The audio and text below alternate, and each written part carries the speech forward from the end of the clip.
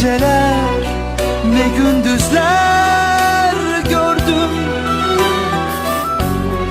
En vazgeçilmez yeminlerden döndüm.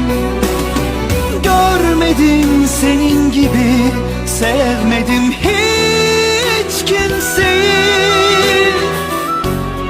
Yapayalnızım şimdi, unuttum gülmeyi.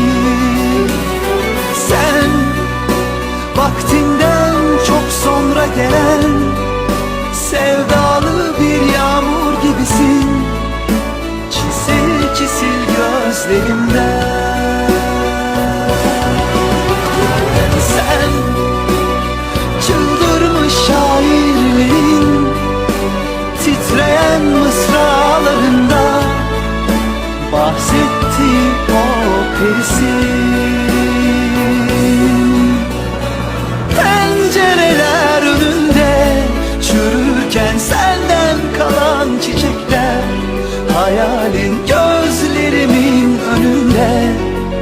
Hala ağlıyorum. Pencereler önünde çürürken o güzelim yıllarım, hayalin gözlerimin önünde. Bize ağlıyorum.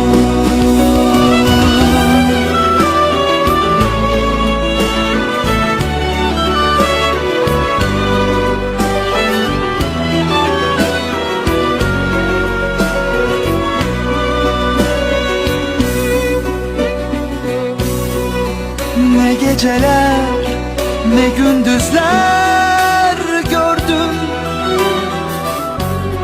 En vazgeçilmez yeminlerden döndüm. Görmedim senin gibi, sevmedim hiç kimseyi. Yapayalnızım şimdi, unuttum gülmeyi. Sen vaktinden çok sonra gelen sevdalı bir yağmur gibisin. Çisil çisil gözlerimden.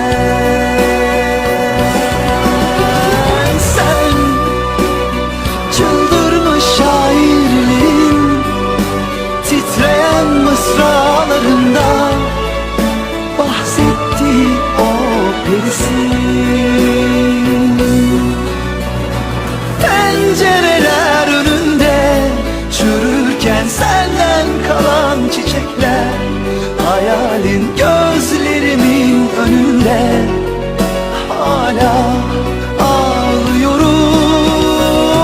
Pencereler önünde çürürken o güzelim yıllarım, hayalin gözlerimin önünde. Bize ağlıyorum. Güneş doğduğunda başka bir şehrin sabahında olacağım. Her insanın bir öyküsü vardır ya, benimki de böyle işte. Bu sabah pencerene bak, bu koca şehri sana bıraktım. Başka bir şehrin sabahından, başka bir dilde elveda.